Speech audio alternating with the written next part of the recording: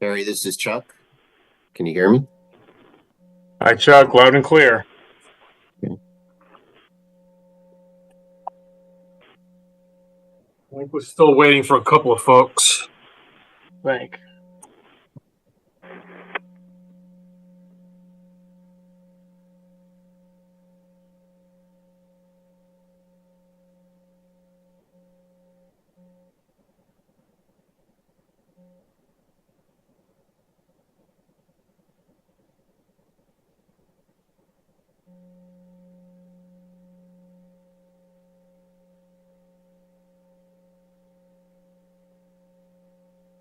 I do not see Massimo here yet, so I didn't hear from him. I just would imagine he's coming, but I just...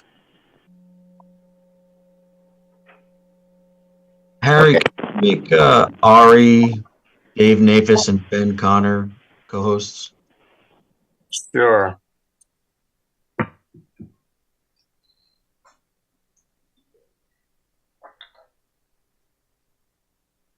And Jane just texted me that she is the call-in number that has her hand raised. Gotcha. Okay.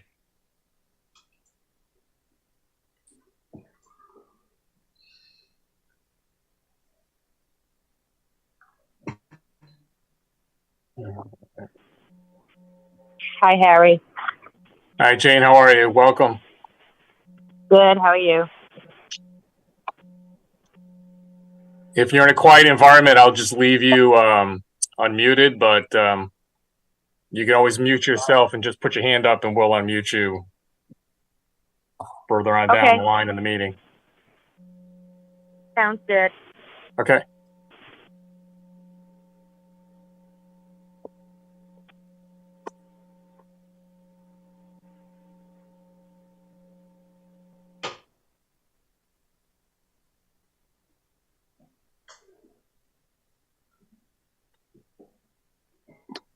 Looks like Massimo just joined. Okay. Okay, so we have everyone here. Yeah, let me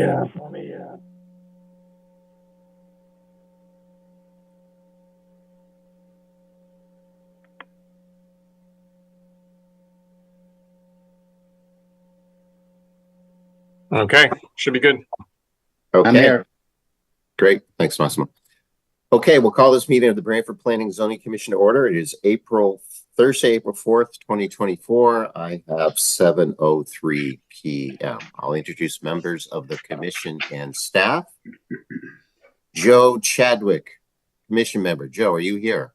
Joe Chadwick is present. Thank you, Joe. Fred Russo. Fred, are you here? Fred Russo is present.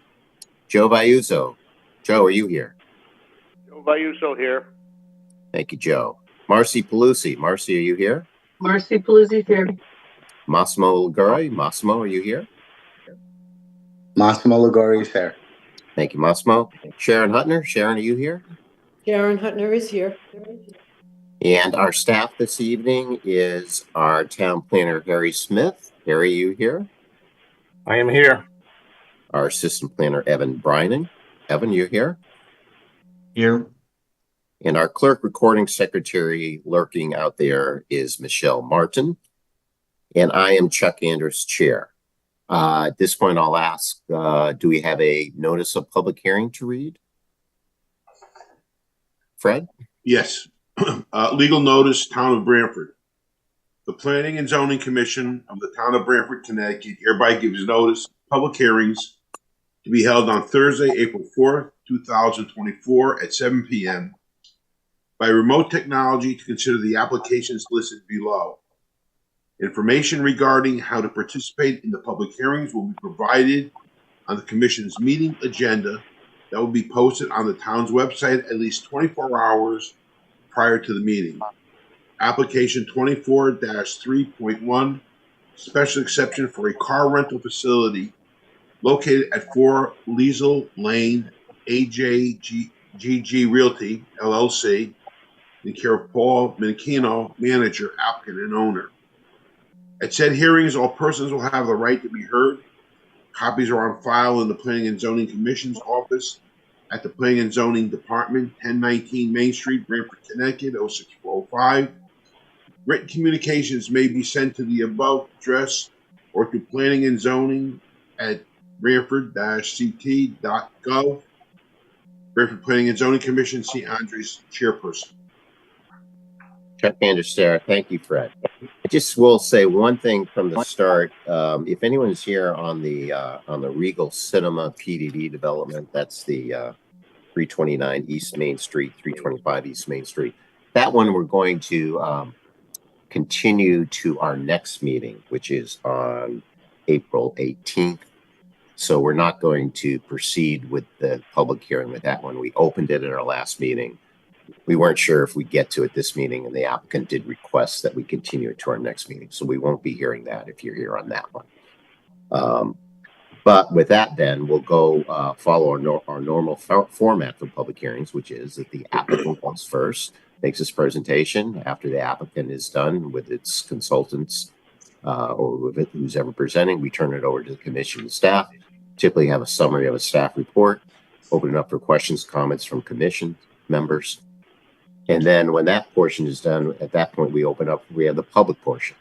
And I'm going to ask Evan to explain how to participate, but we ask that you state your name and address for the record, make your public comments, and after we complete the public portion, then we allow applicant to respond to any public comments. There may be additional questions and comments by commission members or staff. We may or may not close the public hearing depending on how it goes. Certainly not unusual to continue public hearings over more than one meeting. And with that, Evan, can you explain the process for participating in the public hearing? Excuse me, Evan, before you start, this is Massimo. Is anybody else having a volume problem, or is it just me?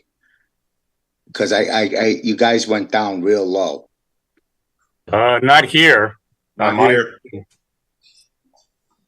Okay. Anyone else? I can hear you. It's just real low. Okay. Let's proceed. Thank you.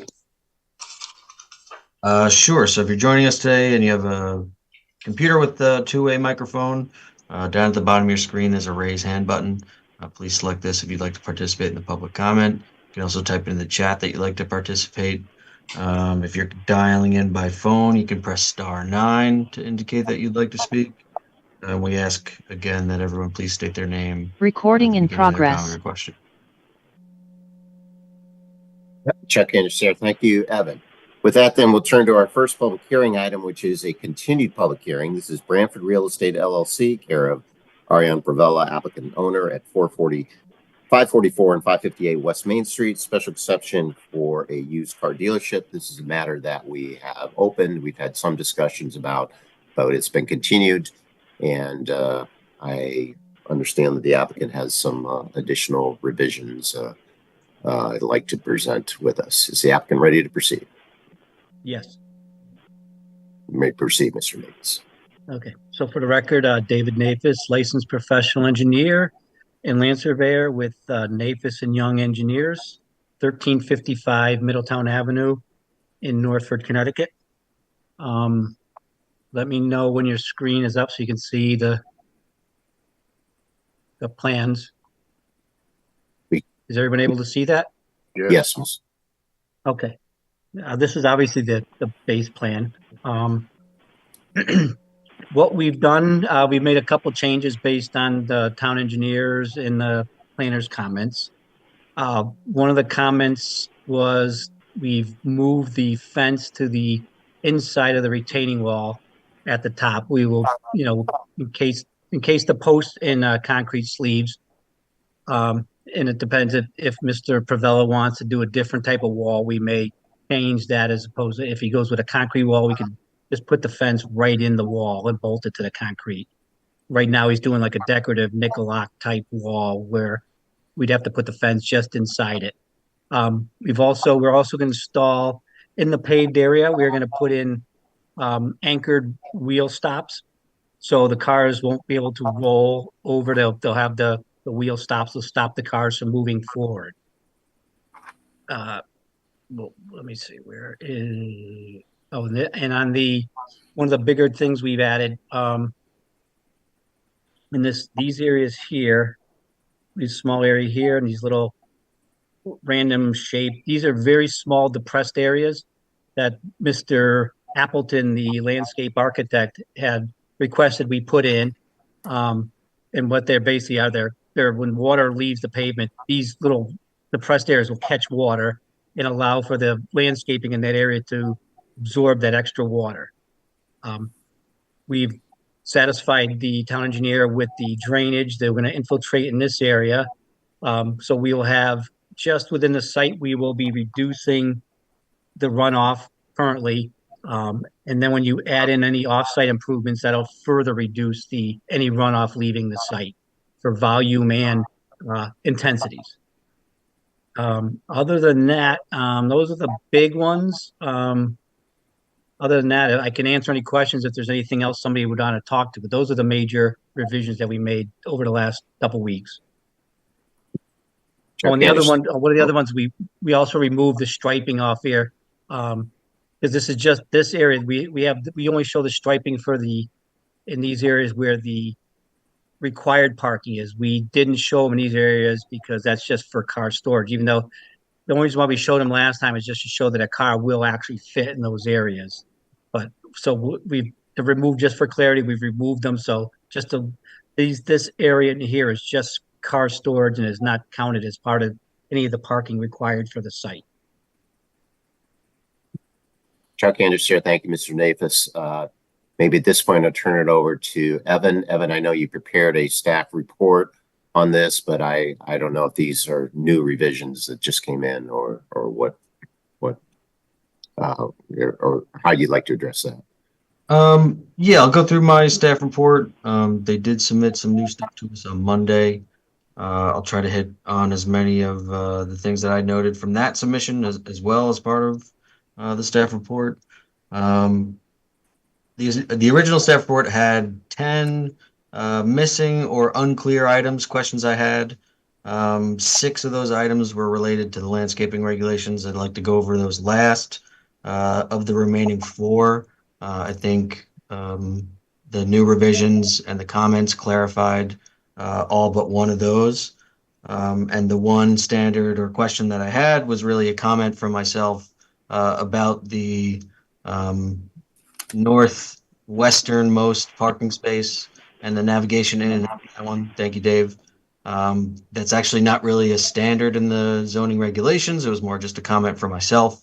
I think the applicant stated that they would be having this as employee parking only. But like I said, it's not really a standard in our zoning regulations, more just a comment for myself. Onto the landscaping items.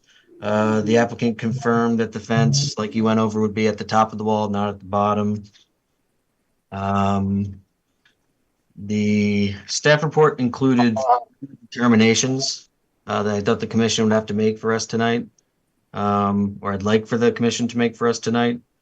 They did, at our last meeting, have a discussion about bringing in a landscape architect, and they had Larry Appleton come in and make some recommendations and reviewed their plan for them, which they applied to their submitted landscaping plan. I guess based on that previous conversation, I'd like to get an idea of the commission from the commission of if they thought that this landscape professional standard is being met, but also section 6.3D does include the option for the commission to waive this requirement if they feel that the plan is let's see the language in here. Shall prepare the plans illustrating compliance with the regulations unless waived by the commission due to the minimal impact of the proposed activity.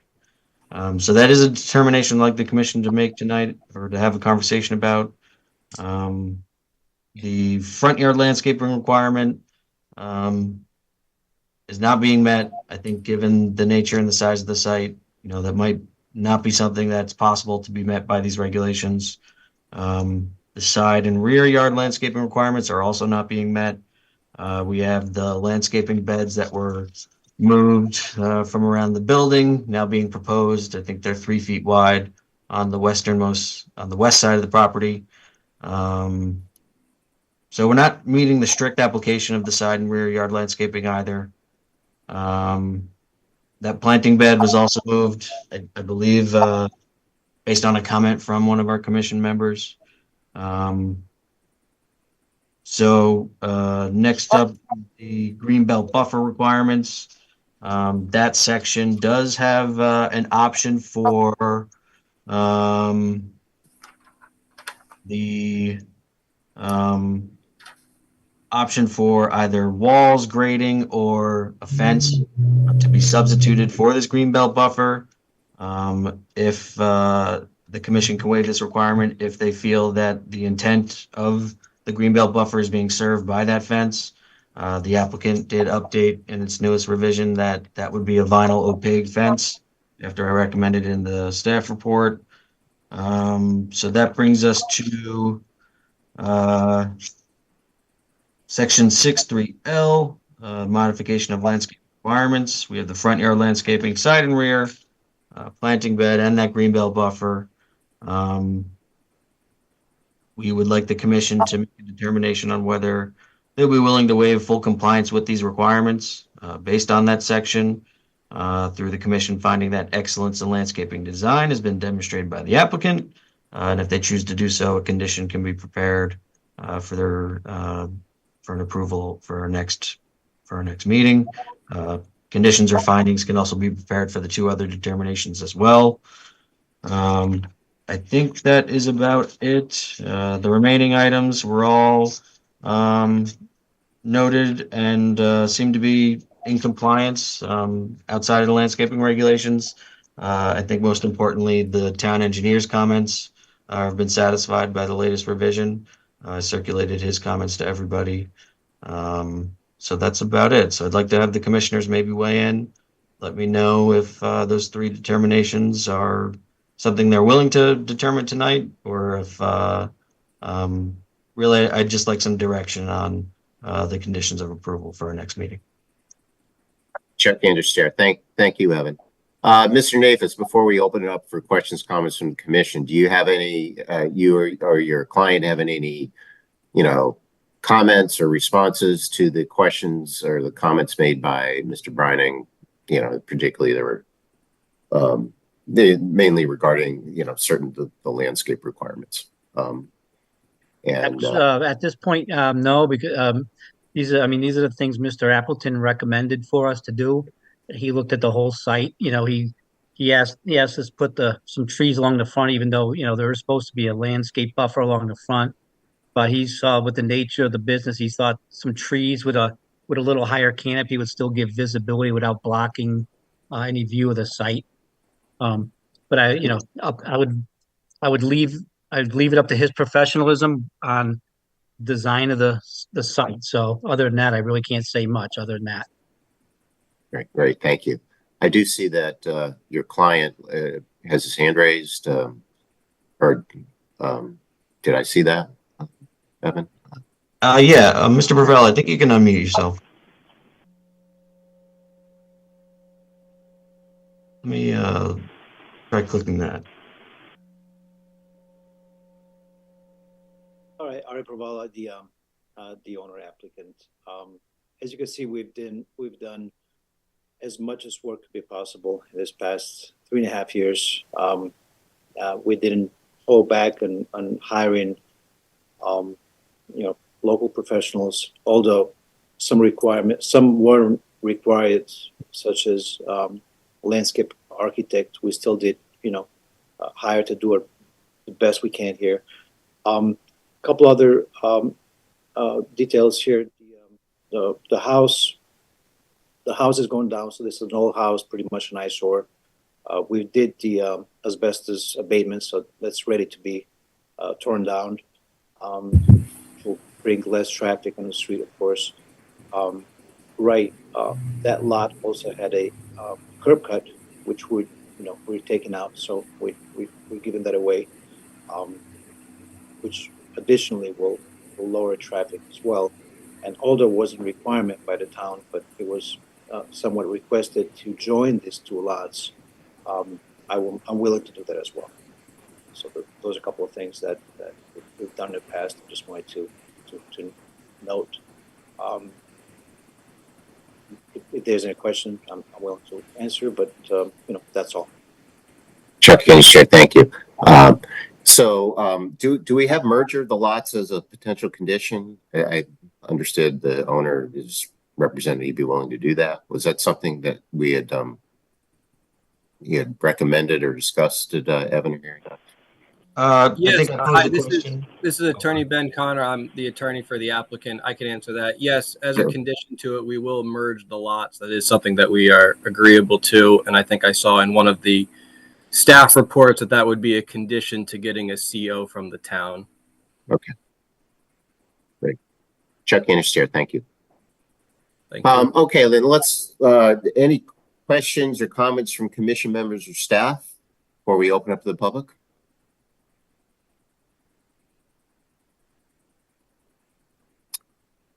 Hearing none at this time, then let's open it up to the public. Does any member of the public wish to comment?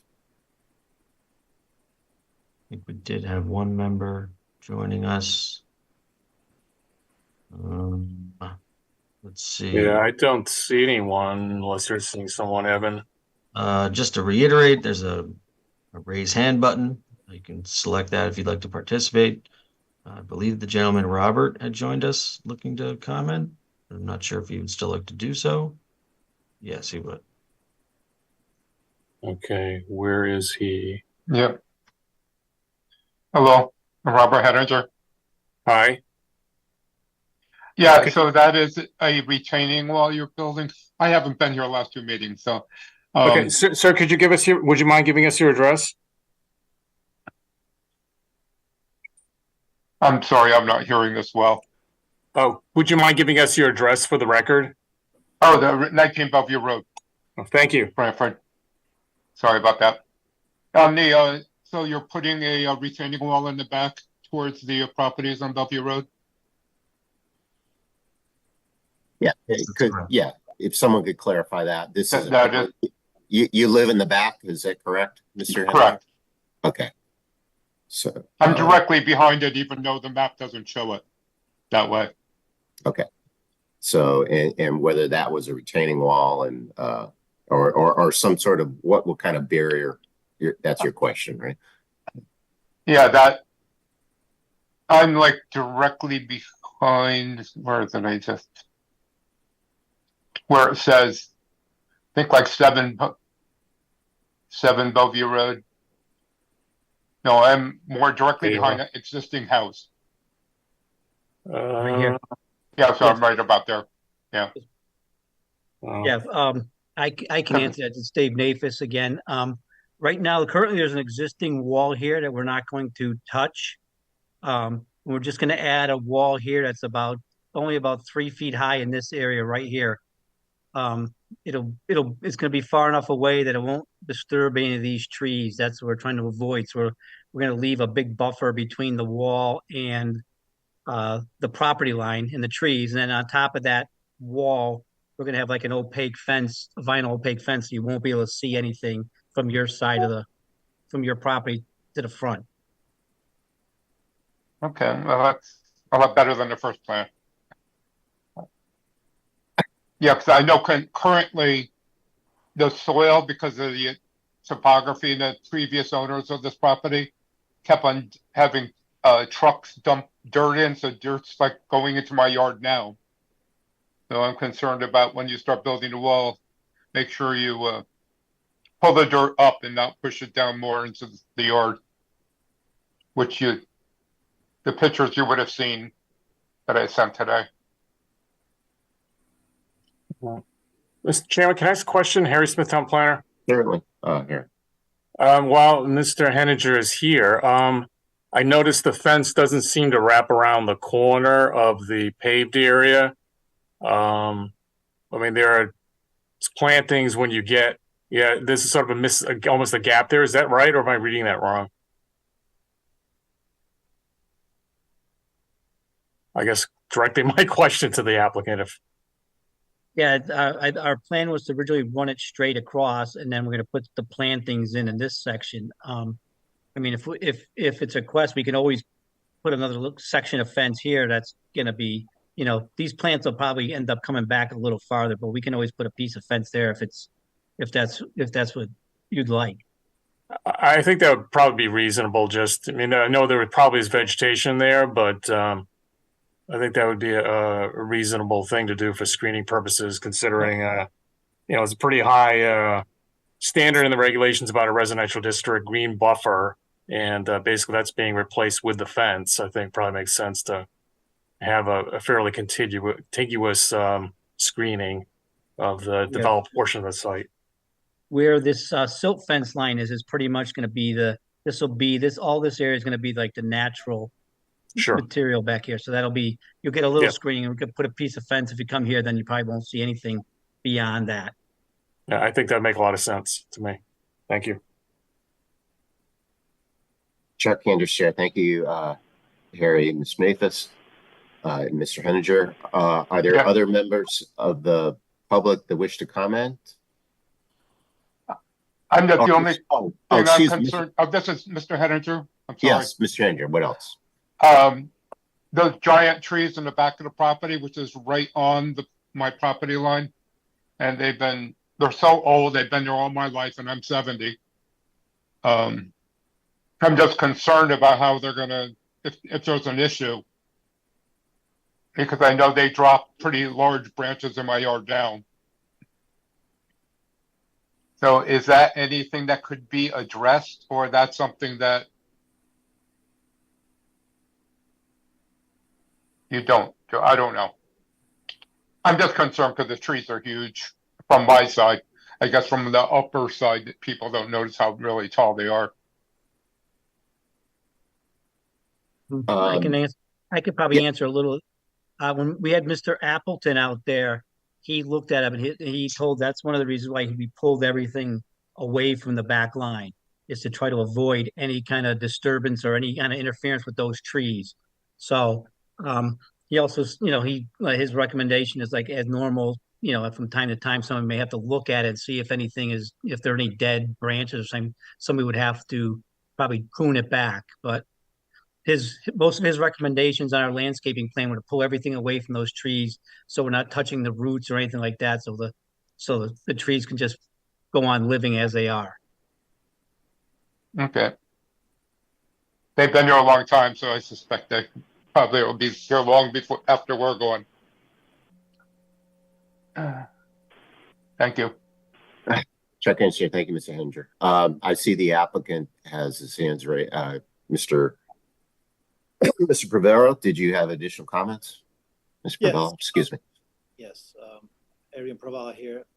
Ari, just to answer the neighbor, those trees and the whole property have not been maintained. It's definitely my intentions to maintain that tree, keep it there hopefully, but I'll bring a tree company to cut the branches, maintain it. Usually I do with my other properties, at least once a year. And in the future, just same thing, communicate with me. I like to be a good neighbor. Anything that any branches come down there, I'll bring a tree maintenance company to trim it, so that won't happen. Harry Smith, Town Planner. Just so you know, Mr. Pravala, there are since they're located on the plan and are, I believe, larger than 12 inches in diameter.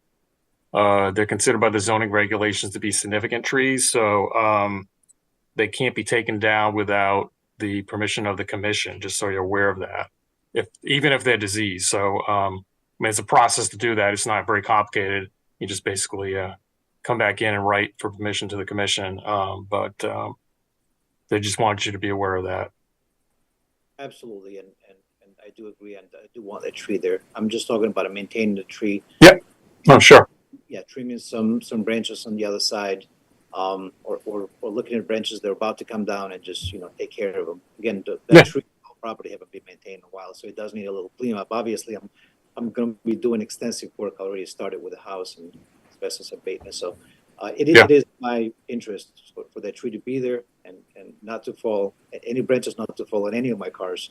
It would damage my property and my neighbors too as well. So I'm just, kind of offering and making a statement that I will maintain the tree. And if the neighbor sees any branches that are concerned, to address it to me, and I'll take care of it. Yep. Understood. Chuck Kinscher, thank you, Mr. Pavella. Evan, are there any other members of the public wish to comment? Anyone see anyone? I do not see anyone. I believe Sharon would like to speak. Sure. Hi, while we're talking about trees and landscaping, I just wanted to compliment the applicant on adding the landscaping to the application. I think it's going to improve the property tremendously, but I was wondering if you realize that the hollies and the buddleia that you're recommending are not native, and there are native alternatives that you could use in those same places. So I would just request that you talk to, I'm sorry about the dog, that you just talk to your landscape architect and see what he would recommend. Thanks, Sharon. Thanks, Sharon. Thank you. Are there other members of the public that wish to comment? I do not see anyone. Okay, great. Then we'll turn it back over to the applicant and the commission and staff.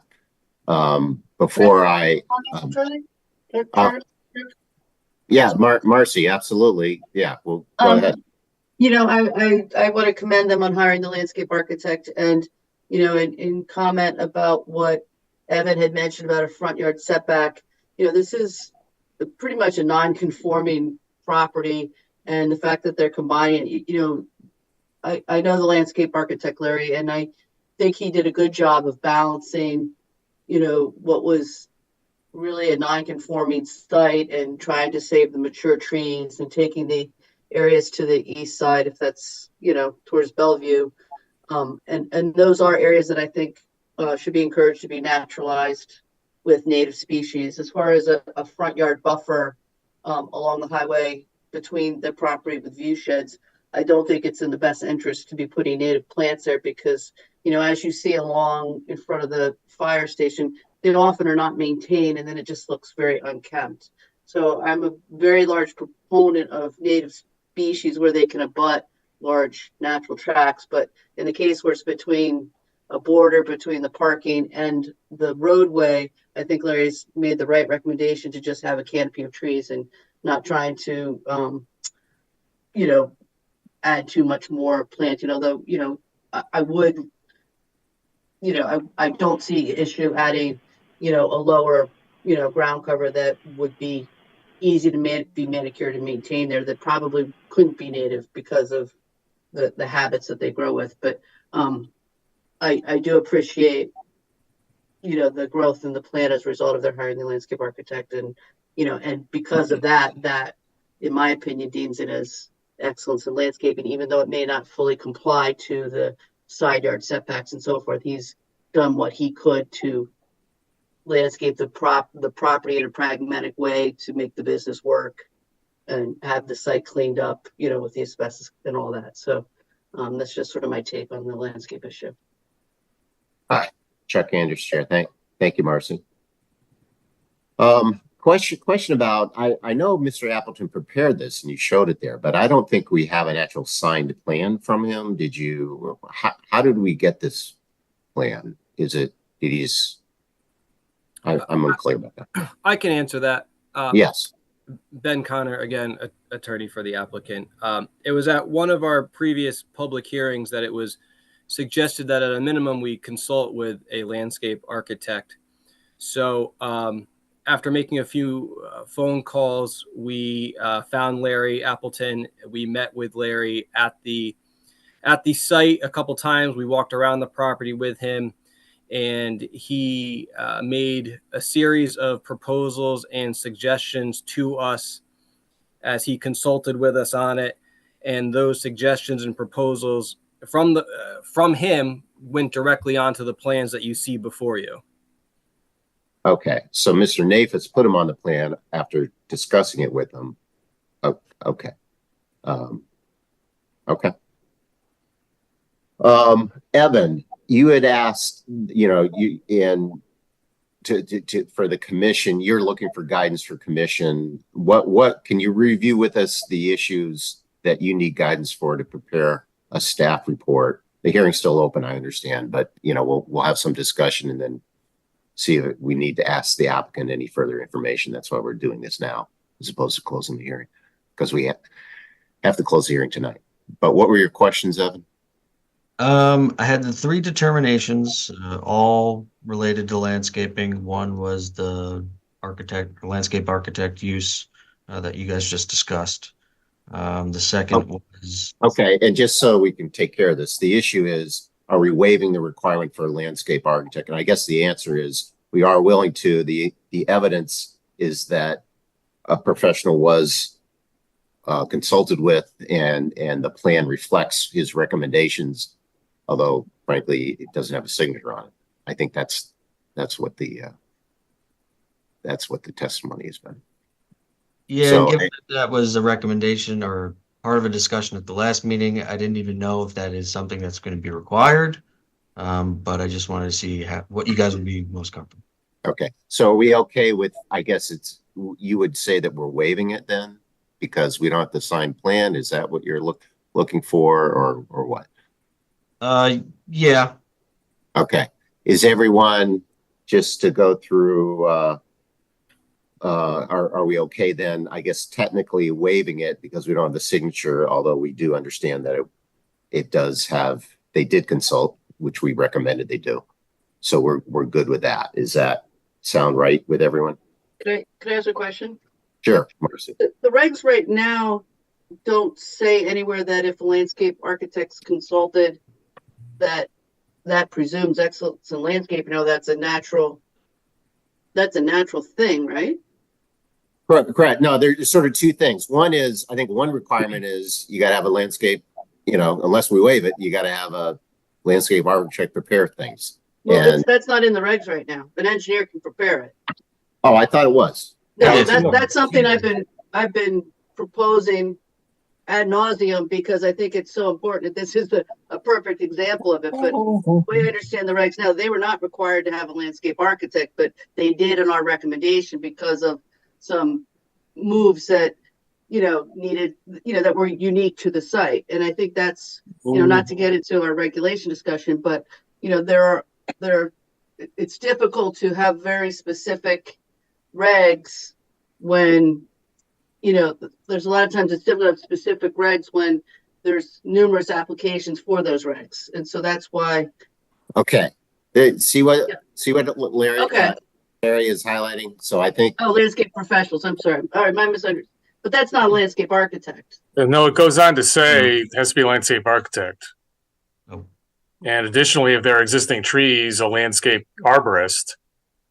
Okay. Which we haven't really got to, just assuming, I think, that there's enough area there that's going to be undisturbed around those existing trees. But okay, maybe I was looking at an older version. I didn't realize that was a new standard because we're not seeing that on every application.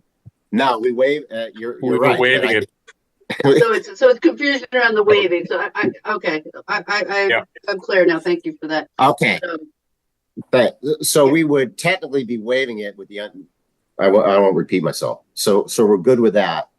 So they could request Larry to review it and put his seal on it, I would imagine. We could ask them to do that. I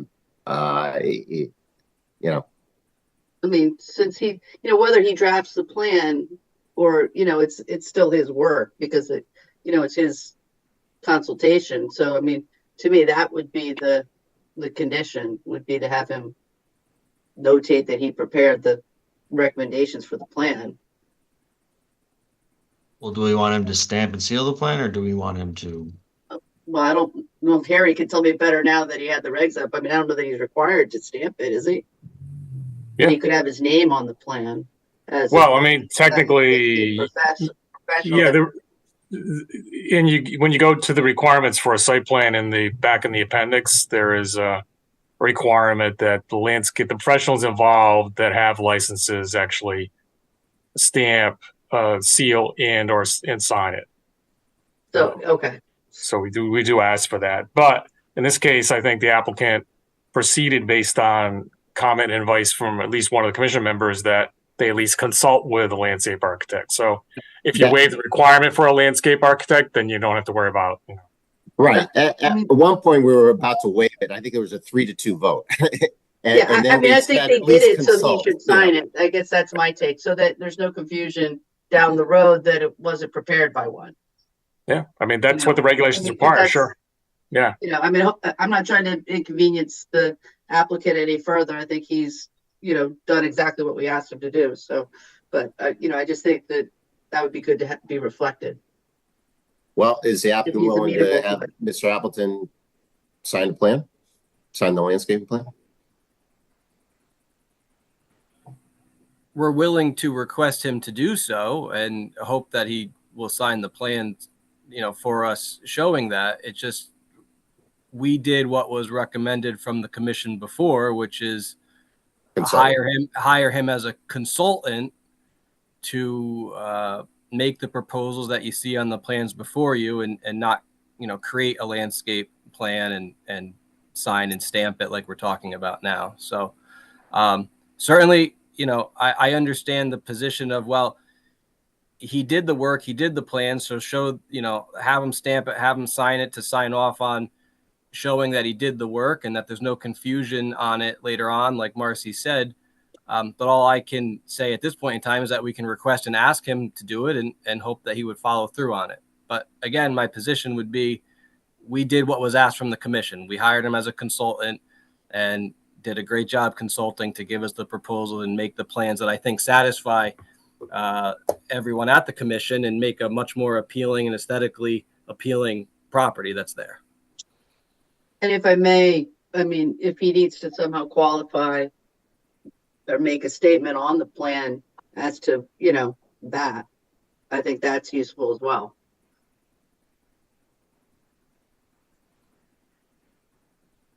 Mr. Pravella, do you have a comment? Yes, Pravella. My understanding in past, meeting or the one before that, it was we voted on should I hire a landscape architect. I guess it was 3-2 to waive it to not hire. However, I still did hire landscape architect to do the work. So just trying to do above and beyond in all avenues here. That's all.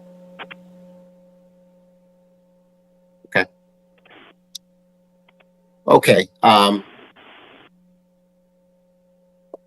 Well, let's decide this. Do we want to have a condition that Mr. Appleton actually signed the plan, or are we okay that he doesn't? And if he doesn't, then I think that we would waive the requirement because we don't have it. What do you think, Joe Chadwick? Honestly, I do not know the standard of care that is implied by a landscape architect sealing a drawing as opposed to just giving advice. The limit of what the commission asked for was provide advice. We received the advice, we're satisfied with the plan, and I don't know if we want to extend Mr. Appleton's professional duties or obligations any farther than what he's already done by having him stamp the drawings. Okay. Not what we asked for, and I'm not sure what we're getting for the stamp. And I don't know what duress he would be put under as a result of having to do that. Okay, so you're willing to waive the technical signature requirement? Totally. Yes. Okay. Totally. Okay, Brett? I having listened to all the discussion over this landscaping issue, it sounds like we're overthinking the issue, actually. We asked the applicant, who's been very, very accommodating in everything he's been asked to do. And I agree with Joe. We asked that they consult a landscape architect. And if for us as a commission, that's not enough, well, then we'll have to be more careful the next time. But I think when an applicant is going to take a piece of property that is just horrendous, quite honestly, I mean, I think it is. He's spent a ton of money there. And he's done everything that the commission has asked.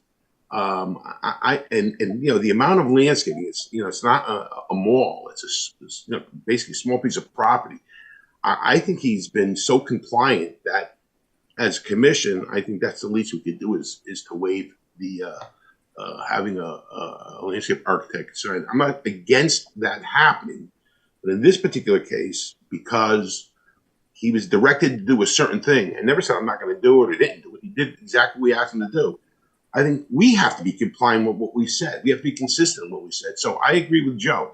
I would not require, in this particular case, a landscape architect to have to sign off on it. I think what we saw is pretty good. I think it's a tough piece of property, quite honestly, to do almost anything with. But he's doing the very, very best he can. I think under a very tough situation as far as the landscaping and the layout and everything else. And so I would say, for me, I would also say not to require him to use a landscape architect. Chuck Hannah's chair. Thanks, Fred. Joe Vayuzo, thoughts? Yeah, my thoughts are the same as Joe and Fred. We asked them to get an advice from a landscape architect. They did exactly what we asked them to do, and I think we should follow through with that recommendation. So I think we should just leave it the way it is, with not requiring Larry Appleton to put a signature on it. If he so desires, I won't say no to it, but I think the applicant did what we asked him to do, and I think we should just follow through on it. Chuck Hannah's chair. Thanks, Joe. Marcy?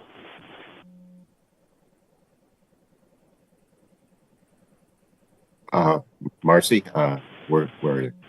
oops, you're muted, I think, Marcy. Yeah. I'm not saying that the signature should be a requirement to approve it. I just think that, if for some reason he's not willing to sign it, then we would approve it based on excellence in landscaping. But I just think from a record keeping, to have that reflected on the plan that he had some involvement, and however he wants to clarify it based on his standard of care, and not even necessarily to have him seal it, just so that it's referenced for going forward if the property should change ownership, or, I know plans are being pulled out from the 80s that I see as what's been done, and it's very hard to, keep track of who did what when, and that's really the reasoning behind it. It's not intended to, be difficult to the applicant, because I think he's done, been very reasonable and accommodating. Thanks, Marcy. Massimo, any comments?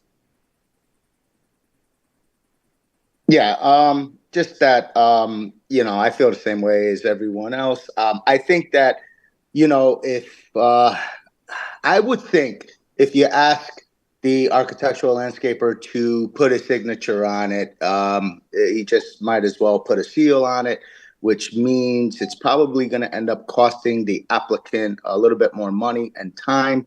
I think he satisfied what the commission asked. I'd hate to put any added stress onto the matter right now for him. Him and his team has done a good job.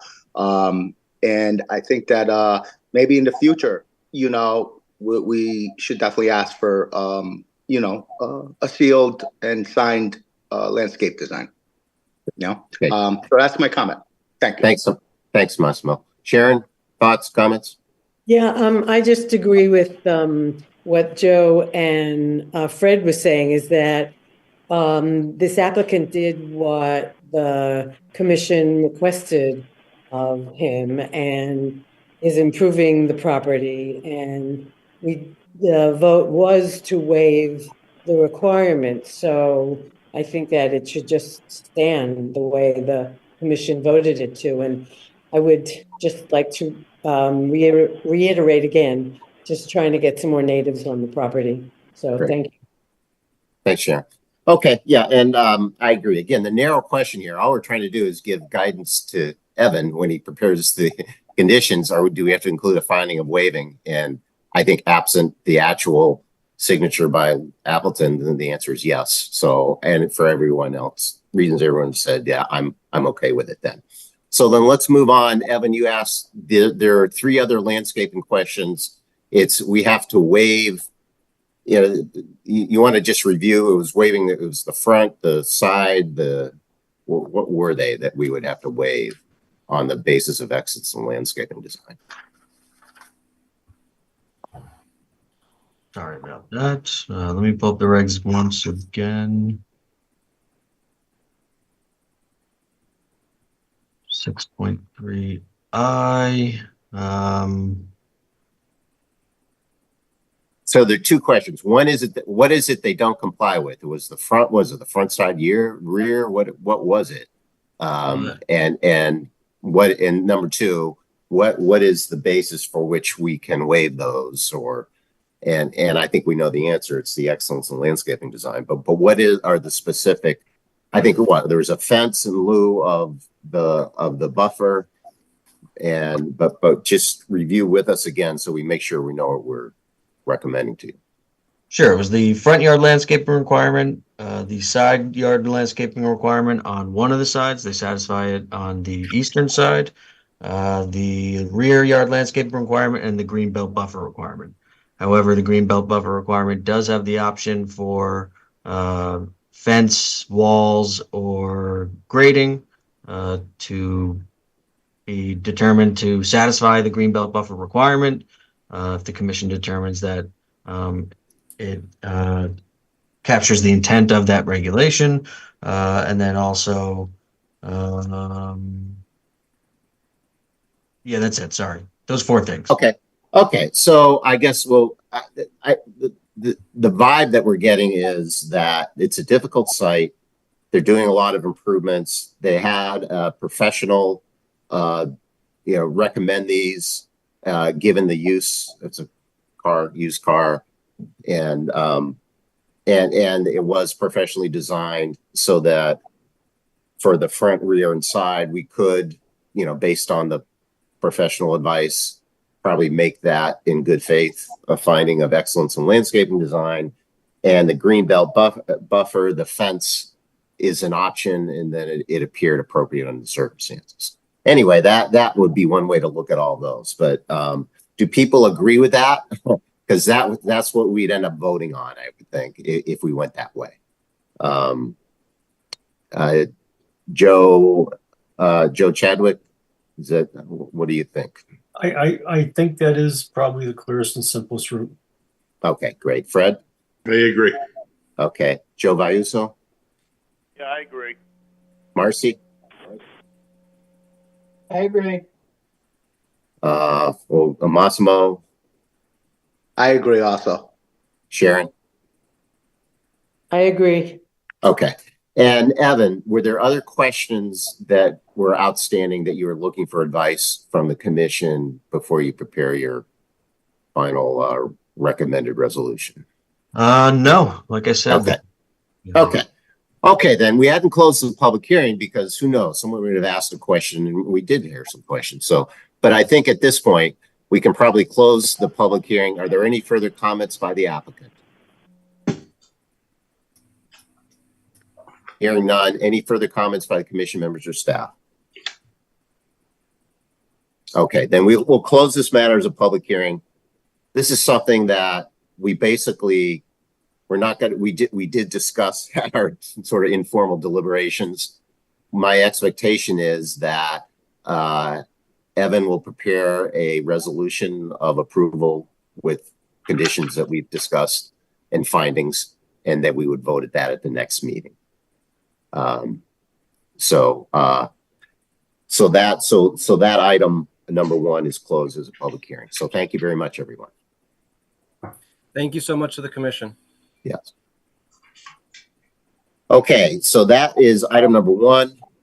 Item number 2 is North Main Branford LLC, care of Dominic Mano, applicant and owner. That's 17 North Main Street. A special exception for auto body. This is one we opened at our last hearing, and I believe the applicant that they're going to have to go back before the town center, I believe, and the applicants requested that we continue this to our April 18th meeting. Is that correct? Harry and Evan? Okay. That is correct. Okay. So item number 2 then is we are continuing that public hearing to our April 18th meeting. Items 3, 4, 5, and 6 are all the Regal site, the Stop and Shop, owned by Stop and Shop, the PDD master plan. Again, the address is 329 East Main Street, aka 325 East Main Street. It's the PDD master plan, the PDD site plan, subdivision, and special exception for grading. Again, that was when we opened the public hearing in our last meeting, and we did get an email request from the applicant's attorney, Mr. Nuff, who requested we continue this matter to our next meeting, which again is April 18th. So these matters, I should say, because there's 4 of them, we'll continue this until our next meeting, which is also a Zoom meeting on April 18th at 7 p.m. That brings us then to item number 7 on our agenda, which is AJGG Realty LLC, applicant owner for Liesel Lane, special exception for a car rental. And Harry, I understand, was this application withdrawn? Harry Smith, unfortunately, after the town has spent money in the public hearing ad, the applicant has requested that this be withdrawn. So this application has been withdrawn. Okay, so this item is withdrawn, so it's no longer pending. So we don't need to have a public hearing. So that then brings us to our minutes. And we have 2 sets of minutes. I think one which was emailed to us, which was the older one, the revised meetings from Thursday, February 15th. Why don't we start with that one? I don't know if people had a chance to review that. I think Michelle sent that out by email earlier this week. Does anyone have any comments on that? And if not, does someone want to make a motion to approve? Yes. Yes. I had one observation. I believe I made an offer to provide editorial assistance, not interject comments. Interjecting comments has a somewhat different tone, somewhat less useful tone. And Okay. if editorial assistance isn't really required, then we can just drop the whole sentence. Okay. Well, or we could substitute offer editorial assistance for interject comments. As you wish. Okay. Are there any other corrections or changes?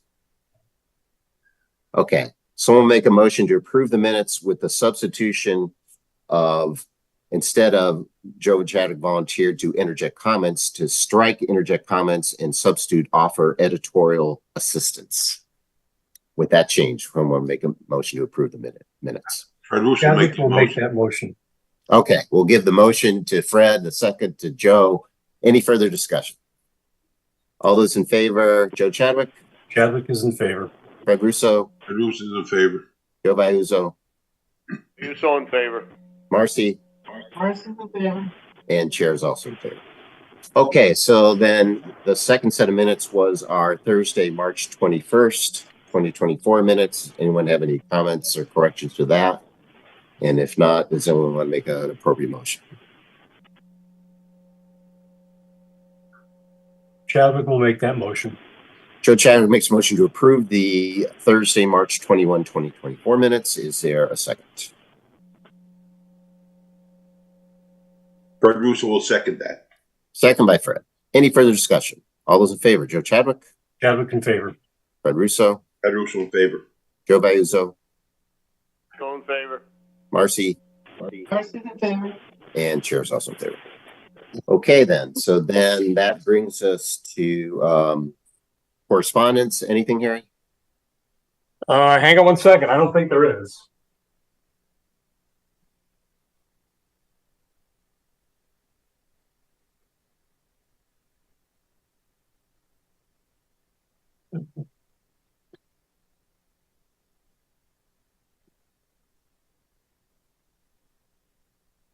We have nothing new. Sorry about the delay.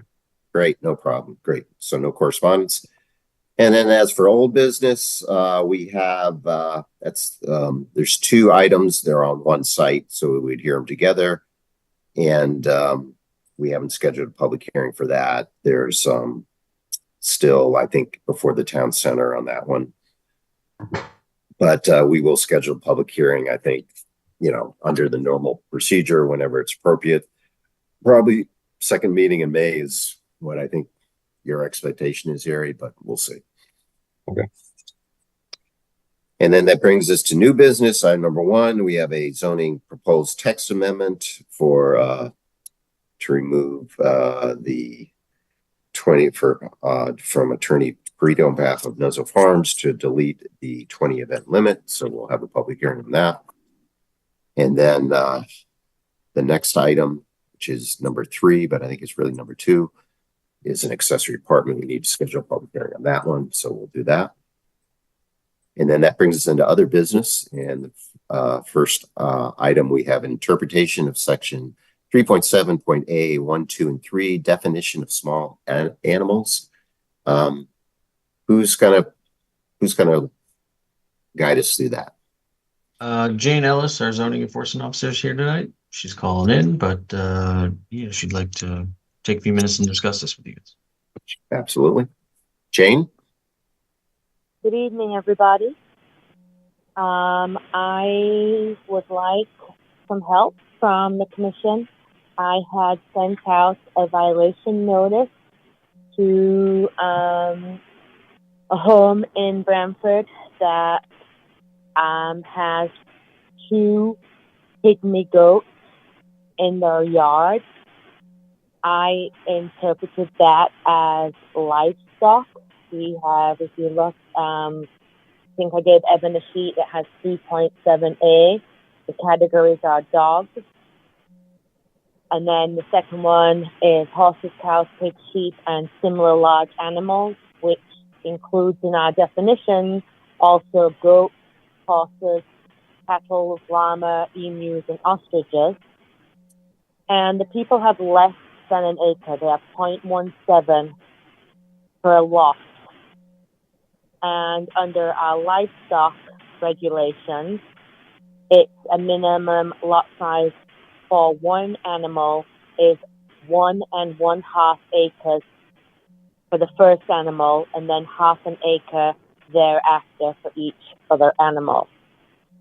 So I went out, and they have a little fencing area with kind of like a bigger than average chicken coop hut that they've manufactured, built themselves, and they're keeping 2 pygmy goats. The goats are 17 and 21 pounds, so they might not be as big as regular goats, but they're certainly not small either. And they have hired an attorney to appeal my decision, and they would like the goats to be seen as Section 3 in our regulations, rabbits and similar small animals. And I think that's a little bit of a stretch, because when I think of rabbits, guinea pigs, hedgehogs, all those kind of things that you can keep in a hutch, and our regulations allow them, and they say 1/2 an acre per rabbit or small animal. And I'm looking for the commission to give me an interpretation.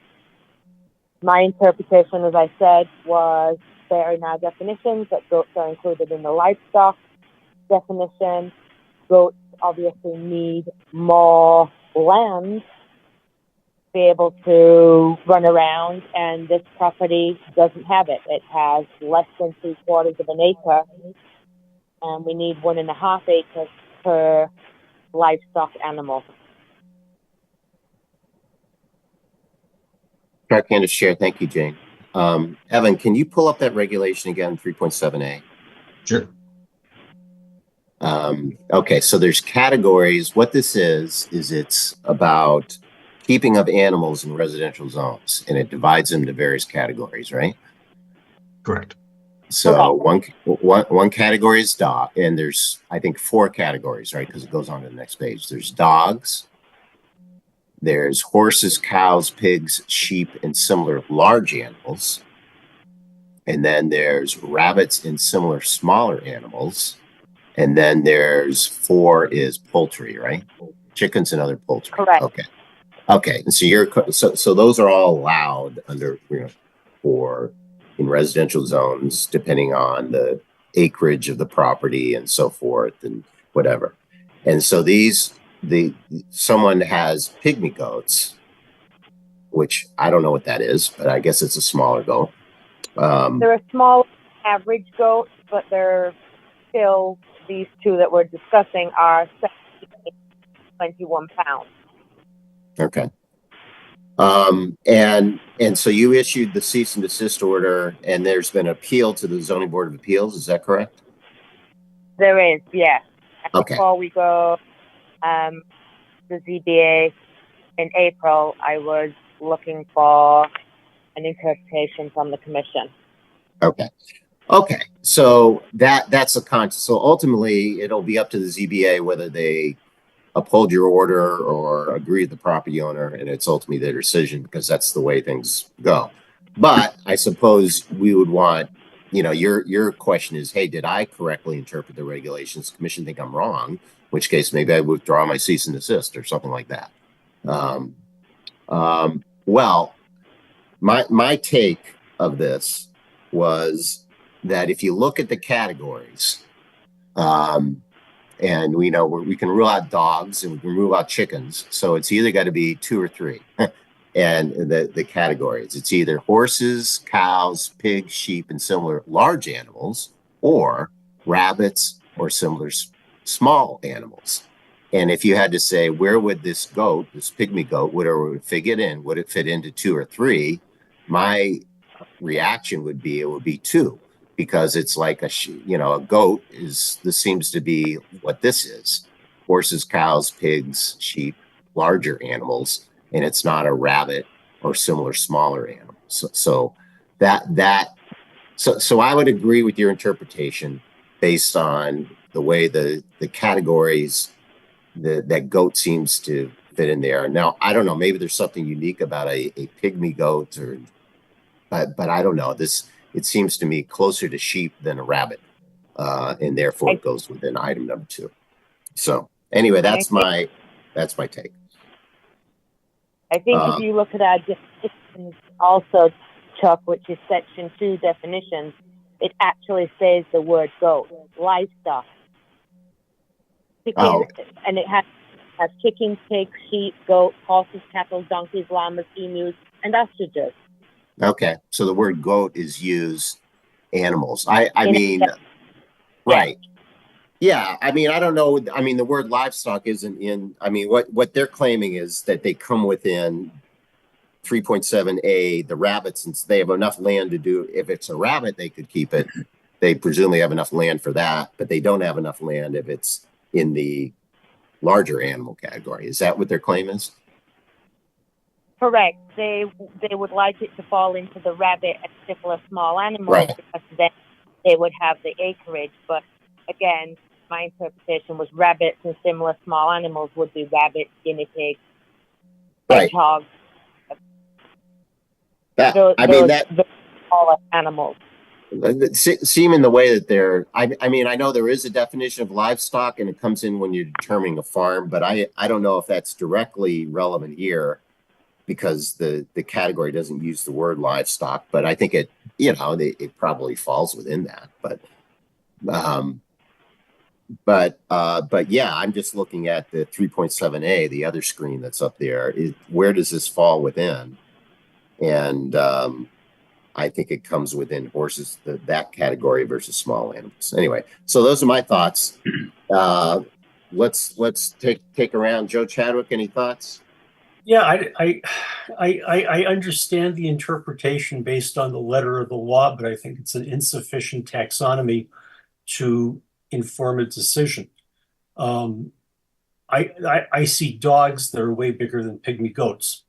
I don't know the veterinary rationale for how much area a pygmy goat would require to be, what's the word I want, to be healthy and to thrive, as opposed to a full-grown goat, which obviously would require an awful lot more territory. Is the intent of these animals to be pets, or are they intended to be somebody's meal someday? That's sort of another question that comes to mind.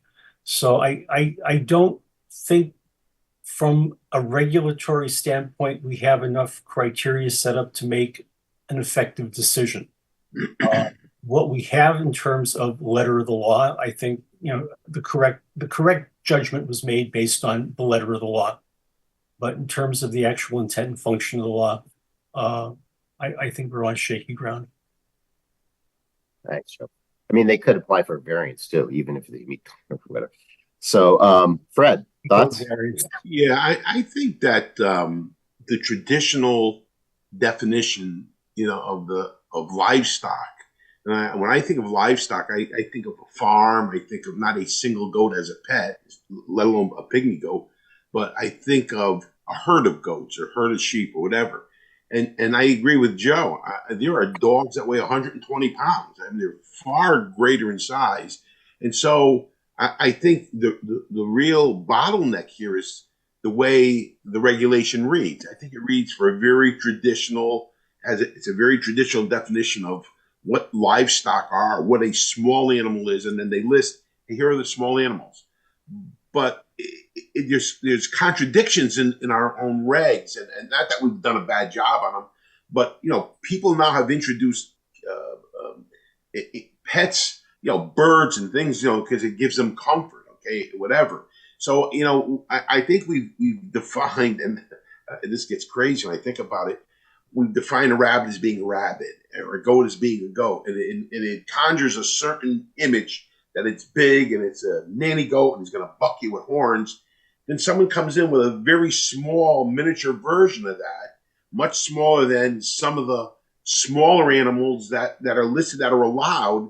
And there just seems to be a contradiction between, our own interpretation of the definition of those words. So I agree. I think if you want to go strictly by the law, a goat is a goat, whether he's big or he's small. But if I was the property owner, and I'm not saying Jane did anything wrong. I think she does a great job. But I would say, hey, wait a minute. There's a guy next door, but he's got a dog twice the size of my goat, and that's okay. So it's not the big dog or the small goat that's wrong. It's just the way our regulations interpret what a dog or a cat or goat is. And I think the term livestock, in probably when these regs were written, there were farms where there was livestock, cattle, monkeys, whatever, horses, goats.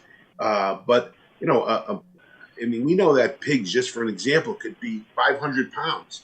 And then people have these little, pot-belly pigs, I think they're called, and they probably weigh 60 pounds or 70 pounds. So I don't think, I think it makes it very difficult for Jane to look at the regulation and say, this is it, because someone can make a legitimate case that, you're defining it by a name, not by a size. For example, our regulations define certain animals by name, but basically more by size, size categories. If they're too big, if you got an ostrich in your yard, it's just too big. But if you had a peacock, and there people do have those, it's not as big. So where does it begin and where does it end? I don't know. I don't have an answer, by the way. I'm just thinking out loud. I agree with many of the points that Joe made earlier. I just think that it's, this program was brought to you in part through the support of the town of Branford. Someone makes a case that, watch town meeting. My pygmy goat is much smaller than the guy's Great Dane. But that's because what our regulations say. So I don't know. Maybe we have to think about those too. And we need another committee on livestock and small animals. That's it. Thanks, Fred. Evan, can you put the 3.7A back up? Thanks, and try to get it all on the screen. Great. Because I don't think the word livestock isn't even used in there. So I think that's kind of a red herring. Joe Vayuzo. All right, this is, for me, this is a little bit of a tough one. I listened to Fred, and very much Fred says is, I think, very, very spot on. We're sort of like in the middle here. I mean, we're talking farm animals like horses, and that's nowhere near what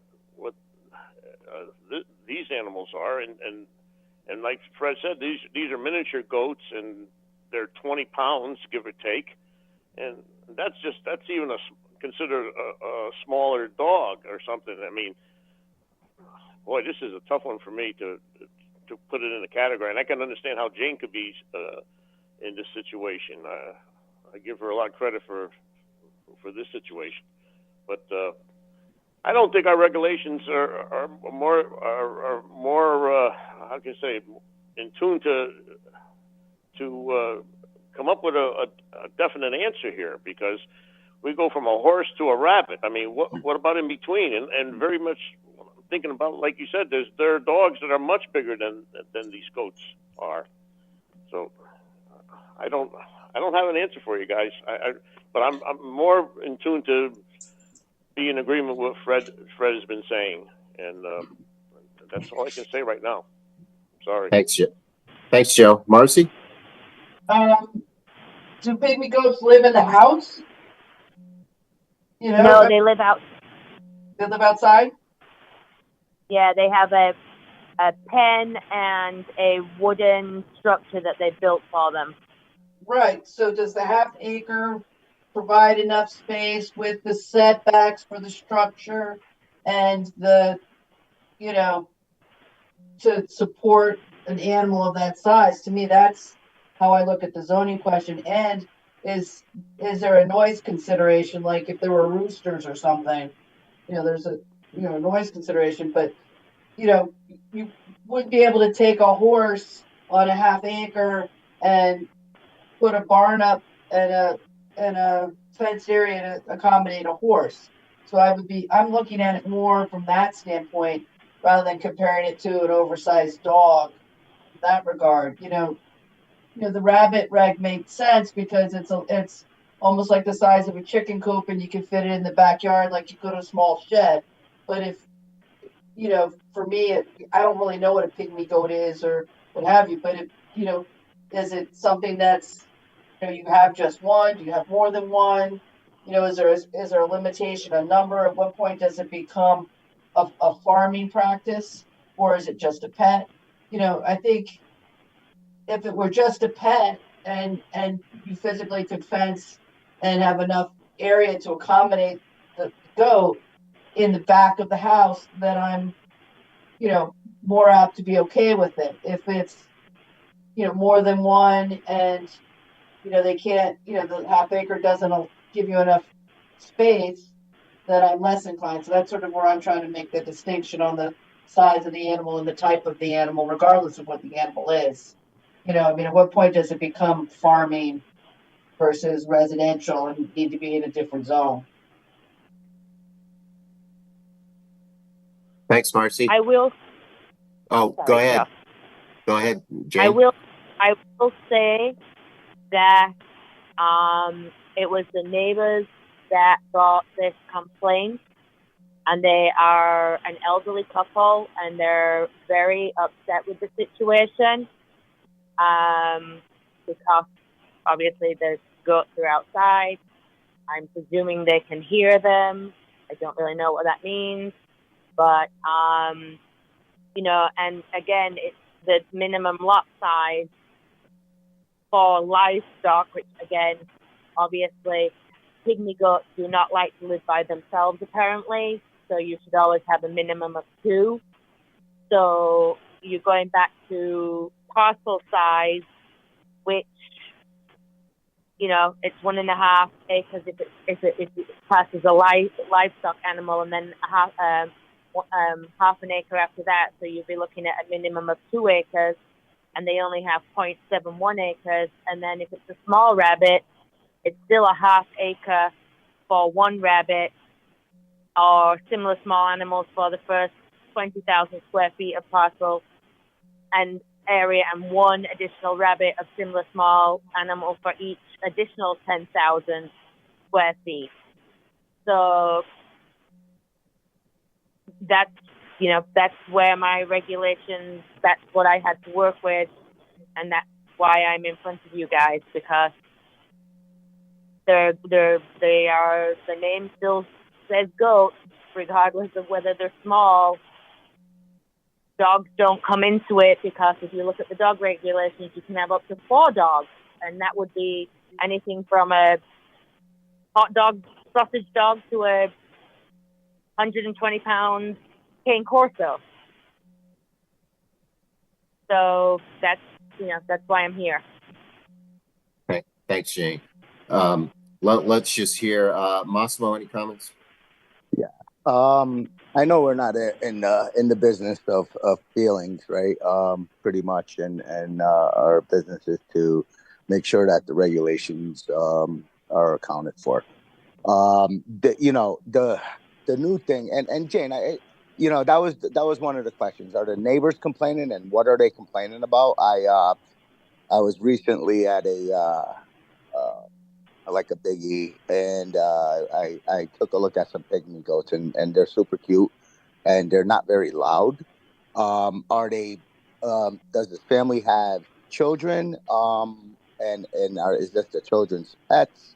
When they're that small, should our look, if they were real goats, I would be like, no, regulation, keep it standard. Let's they can't keep them, but because they're so small. I mean, look, there's, people are starting to get exotic pets. There's rabbits that are 50 pounds, giant rabbits. I don't know if you guys ever seen them, but they are, and does that stay under the category of what our rabbit reg is, but because these pygmy goats are so small, I think our regulations probably have to get tweaked on this, because people are starting to get pot-bellied pigs, pygmy goats. I mean, I even thought about getting one. Yeah, that's how cute they are. But are they maintaining cleanliness? Are they healthy goats? Are they, are these people doing it seems like they love their goats because they actually got an attorney to come fight the regs. But is it creating a huge disturbance for the surrounding neighbors? I don't really know. And it would be hard for me to say, let's get rid of the goats. They can't have it there because they're not meeting the regs. And then we got to consider the neighbors. It wouldn't be right for me to say right now at this point, hey, let them keep the goats. I mean, I would sort of like to say that, but if we're going to stay consistent on the regs, I don't think I can. But it is just not a regular goat. It is a pygmy goat, and they probably should require less space than a regular goat. Yeah, that's my take on it. Thanks. Thanks, Massimo. Sharon, any thoughts?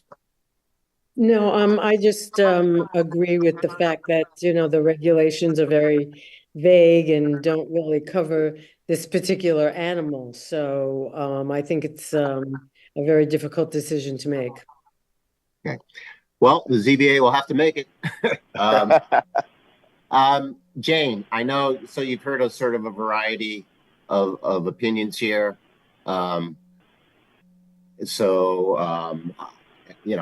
don't know if that helps you or not. I think that the sense is that you probably made the right call. That said, unless there's something unique about a pygmy goat versus a goat, and but is it still? I don't know.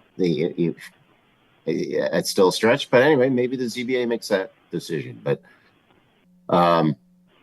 is there more that you're looking for us here? You sort of heard. I don't want to repeat ourselves again, but you heard a sort of a variety of different opinions, and it sounds like it's maybe not. It's probably a closer call than I originally thought, but I don't know what a pygmy goat is, to tell the truth. Small goat. So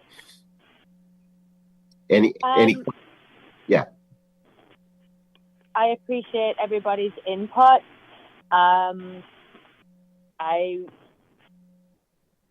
We will go to the ZBA. Okay. I made a decision to have a violation notice based on the regulations that we have. Yep. And they're appealing that decision. Right. Okay. Harry Smith, town planner. I've been listening to the discussion, and I'm wondering if it's fair to say that it seems like the consensus of the commission is the correct call has been made based on the existing regulations, but a lot of questions have been brought up that whether the existing regulations do the situation justice and possibly need to be revisited. Is that fair to say? Yes. As a summary? Yes. Yes, Okay. it is. Sure. All right. So is that something the commission's comfortable going to the being said at the ZBA meeting or not as a clear consensus? Yeah. Or clear enough consensus? Red Russo, you got my vote. Marcia, agrees. That sounds good to me. Yeah, absolutely. Okay.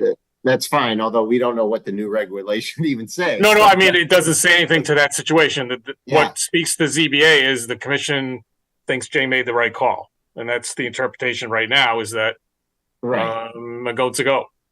Right. Basically. She correctly used the tool available. Yeah. As imperfect as it is. Right. Okay. Okay, great. So Harry, what else is on the, okay, thanks, Gene. What else is on the agenda? The only thing left is report from Evan and I.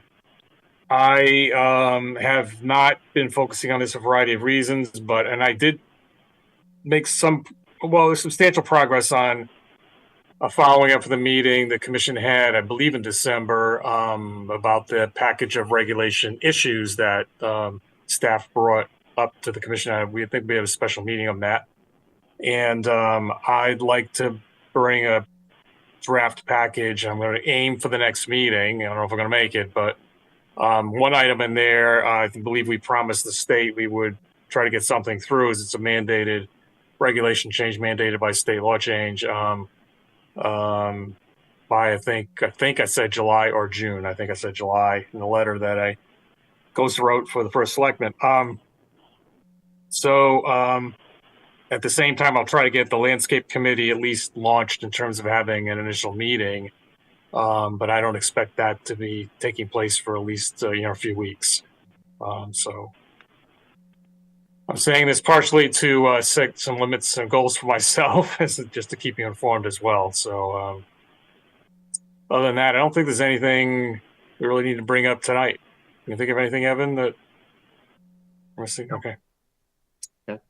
Unless there's something somebody else wants to talk about. Yeah, I just have one comment. The Conservation and Environmental Committee just had a presentation of their natural resources inventory that was redone, and it was in the form of a webinar, and it was really very informative and very interesting. And they said that they were going to post it on their website page on our town website. So I would just encourage anybody on the commission to access that. It really was a very thorough discussion of all the natural resources that we have in Branford, and it's an update. So it was really interesting how they compared it to our present state and then what the town was like 10 years ago. So it really was a really interesting discussion. Is that document been finalized? Or is it needs to be a draft still? They said that they were going to be posting, I guess, the webinar on their website, on the town site. So it sounded like it was fairly finalized to me. I don't know. Okay. All right. Thank you. You're welcome. Thank you for bringing that up. Harry, would this qualify as continuing education material? I think yes, but not technically in terms of the state law requirements, but I think it's a great thing for the commission to go through. And I believe, the prior document, we brought that out. I think we had an 830G application down at Paulson Park and looked at this natural diversity database as well as the natural resources inventory about tidal wetland that was directly adjacent to the site of that. It was a very tiny little 4-unit 830G that eventually I think was settled out of court. But it's a, it's a very worthwhile document, piece of information to have. So I just want to point out that, I've used it as staff, and I think the commission should be informed about its contents. Absolutely. Great. Thanks, Sharon. You're welcome. Harry, anything else? I don't have anything else tonight. No, thank you. Anyone else got anything else? Then I guess someone will make a motion to adjourn. Fred Russo will make that motion to adjourn. Motion to adjourn by Fred. Is there a second? Chadwick seconds. Second by Joe Chadwick. Any further discussion? All those in favor, Joe Chadwick, Chadwick in favor. Fred Russo, Fred Russo in favor. Joe Vayuso, Russo in favor. Marcy, In favor. and Chair's also in favor. So, okay. Good night, Good night, everyone. Be careful. Thank you. Be careful in the eclipse. This program was brought to you in part through the support of the Town of Branford. Watch town meetings and other videos on demand at BranfordTV.org.